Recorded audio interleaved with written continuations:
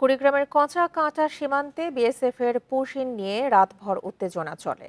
Push in ঠেকাতে প্রায় 1 kilometre সীমান্ত এলাকায় পাহারা দেন হাজারো স্থানীয় জনতা। শুক্রবার রাতে কেদার ইউনিয়নের শোভারকুটি ও শিপেরহাট সীমান্তে এই ঘটনা ঘটে।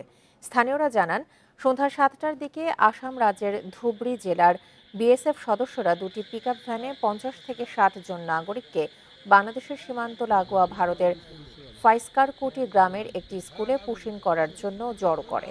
পরে সীমান্ত গ্রামটির সব লাইট বন্ধ করে পুশিন করার চেষ্টা করে বিএসএফ।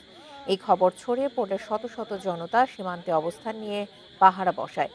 কঠোর অবস্থান নেয় বিজিবি ও আনসার সদস্যরা। পরে রাত 2টার দিকে শূন্য রেখায় অবস্থান নেয় বিএসএফ।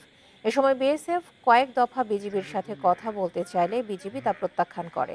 পরে রাত 3টার দিকে শূন্য রেখা থেকে সরে যায় বিএসএফ। লোক নিয়ে এসে এই বর্ডার দিয়ে পার করার জন্য আমরা গ্রামবাসী সবাই এখানে পাহারা দিতেছি, যাতে আমাদের বাংলাদেশে ওরা পার করতে না পারে। আমরা এখানে জানতে পারলাম ভারত থেকে লোক পাঠিয়ে দেওয়ার জন্য নিয়ে আসছে, এই জন্য আমরা দেখার জন্য এখানে আসছি এবং ডিউটি আছি।